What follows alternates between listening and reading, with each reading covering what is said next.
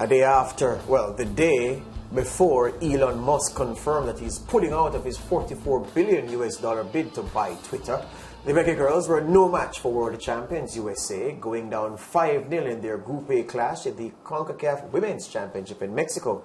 That was on Thursday afternoon. Haiti beat Mexico 3-0 to go second in the group on a goal difference. The Bajan, Gerard Morris Seeley, has the recap. The Reggae Girlz looking to go on top of the table in Group A after beating host Mexico on Monday with a win over the United States of America. The Americans, though, showed they were not going to make it easy for the Jamaicans, netting the opening goal inside 5 minutes through the boot of winger Sophia Smith. 2 minutes later, ball sent over the top by Rosemary Lavelle. Alison Swaby attempts to clear it, but the referee says ball over the line, a second goal for Smith. That 2-0 scoreline would go into halftime. Reggae Girlz would have some more work defensively to do early in the second half. Ashley Sanchez providing the assist to Lavelle, USA with a 3-0 cushion. Christy Mewes will come off the bench to easily convert this penalty to give the USA the 4-0 lead. Another substitute, Trinity Rodman, provided with the cross from winger Mallory Pugh and touches it into the back of the net to seal the 5-0 win for the USA. Reggae Girlz head coach Lauren Donaldson gave his assessment of the match. Yeah, we didn't defend well, so we can't ask so much. We gave up 2 early goals against the USA. I really haven't seen the team come back, and obviously there's a couple of players we didn't start it because you still play the USA. You got to rotate some players, and coming into the tournament, the games that we're looking forward to, to get something out of. Mostly, we did get out of the first game.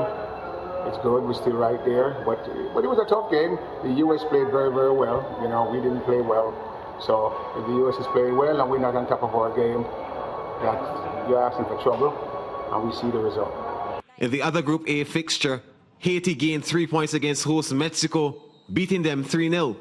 The first goal came after a penalty was awarded when Bachia Louise was brought down in the 18-yard box by Stephanie Mayor in the 13th minute.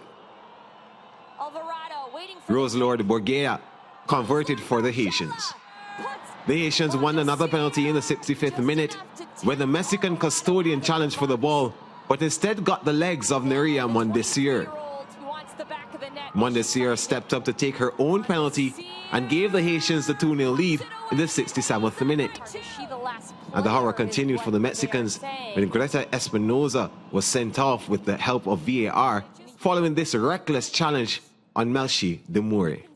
That tackle led to this beautifully taken free kick from Shirley Judy. Get out! Take a bow! That was beautiful! That win saw the Haitians overtake Jamaica on the Group A table on goal difference. USA lead comfortably with 6 points. Different things I'm getting used to. Here's how the table looks after 2 matches. This is what the teams have put on paper so far. So the USA, maximum points from their 2 games. The Jamaicans in third, -4 the goal difference. Same as Mexico, who are tailing off in the group, and Haiti crucially sliding into second on goal difference. Now, team, what is true is that in preparing for this tournament, knowing what the group assignment was and knowing what the fixtures were and the order in which they were coming, there is no way, absolutely no way, that Jamaica and its coaches would have penciled in 3 points against the USA. That's a fact. Yeah. So they would have looked at the Mexico game and looked at the Haiti game and said, all right, gentle people, we have to take care of these 2 games in order to put ourselves on the plane to Australia. Worst case scenario, put ourselves on the plane to go to the playoffs, wherever the playoffs are being played, to get to Australia, New Zealand. So the 5-0, the manner of the defeat and the defeat would not be a surprise. It would have been budgeted for, but all the same, it's not good to see your football team get beaten 5-0. No, but you know what I was thinking? I was trying to find a positive in it, right? And I was saying maybe this was the match that the Reggae Girlz needed at this point in time to ensure that, they buckle up, because it's easy after coming off a win against Mexico, and, we felt as if Mexico didn't give the type of showing that we would have expected from them. So sad that they're actually at the bottom of the points table when we looked at it just now. It's what they needed to shake them up, because Haiti seems to be flying really high too, so they're coming off good confidence. So that's the only positive point. And George, you hang your head. I'm hoping that they can use it to tighten up on the areas that they would have messed up in. Well, the coach, Lauren Donaldson, fielded some questions from the journalists after the game about the roster that he used, because going into the tournament, he complained about the fitness level of the teams, the players, and he did suggest that with 3 games to play in like 7 or 8 days, the issue of stamina and readiness to tackle the closeness of the games would have been an issue. And there was a question as to whether you would concede against the USA and rest some of your key players for the Haiti game. Apparently he did a little bit of that last night, but not in a whole-scale way. And he did suggest that he felt the players got tired late in the game, which he didn't suggest was a surprise to him, because when they came to the camp to prepare for this final round, it was clear to him that their fitness level was significantly below what he expected or what he wanted. So the Haiti game is going to be very difficult. We saw the highlights there. Haiti are pretty solid.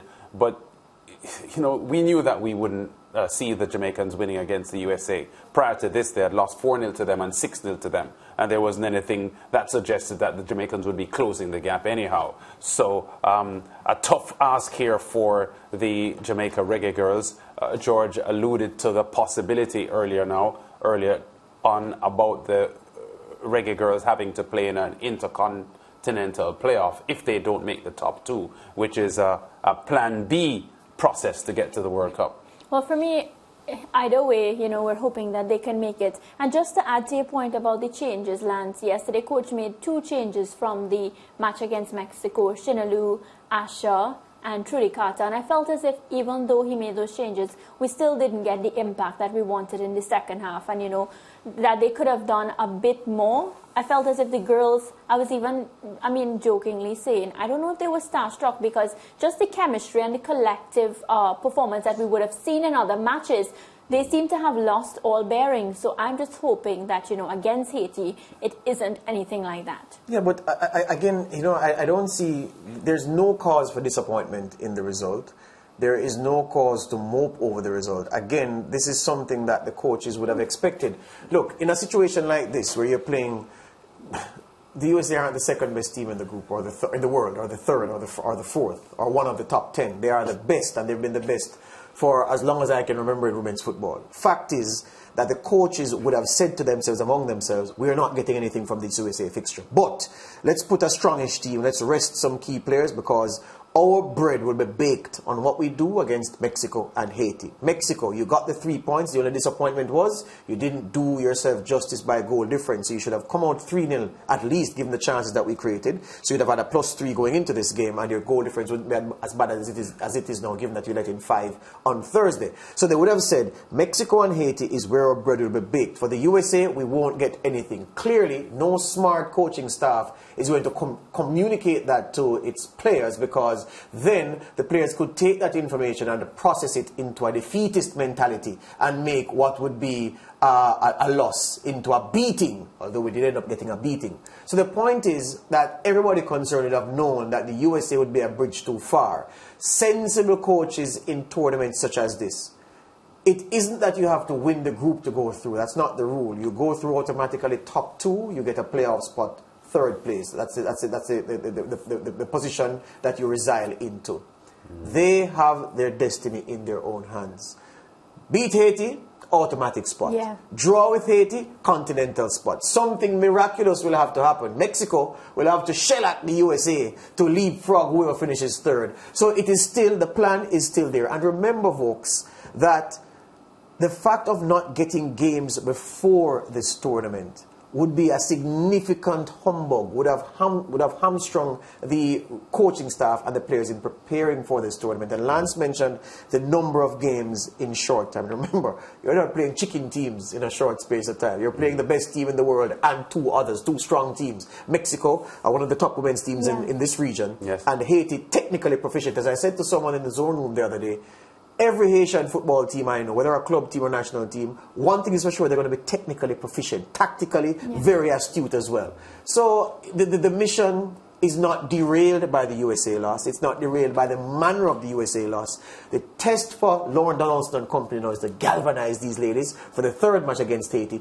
Beat Haiti and you're in. That's Yeah. And if you had told them that task at before the first match, they'd have taken that. So we have to beat Haiti to get to the World Cup. Of course we can beat Haiti. So nothing to despair about. Yeah, at the same time, though, they must recognize that the Haiti team is a tough team. That's a tough game, yeah. Haiti lost 3-0 to the USA, so they... Played well. And played well, Yes. so they weren't beaten as badly by the USA as the Jamaicans were. And they beat Mexico by a further margin than the Jamaicans. So, in theory, Haiti has had a more profound impact They're going as favourites on the Group A. Yeah, So they will go into the Jamaica game as favourites. And they did qualify for the last in the last 2 or 3 cycles, they have made the Under-17 Women's World Cup and the Under-20 Women's World Cup. So they have a platform of players who are accustomed to playing at the highest level. And I know the Haitians will consider themselves, as we just accepted, favourites for the Jamaica game. So the coaching staff has a lot of work to do because the Reggae Girls will have to play their best game to get ahead of the Haitians who have done well so far in the tournament. Absolutely so. What's for sure is we're going to keep our eyes locked at that match because we have to see how the Jamaica Reggae Girls fare. On that note, break time.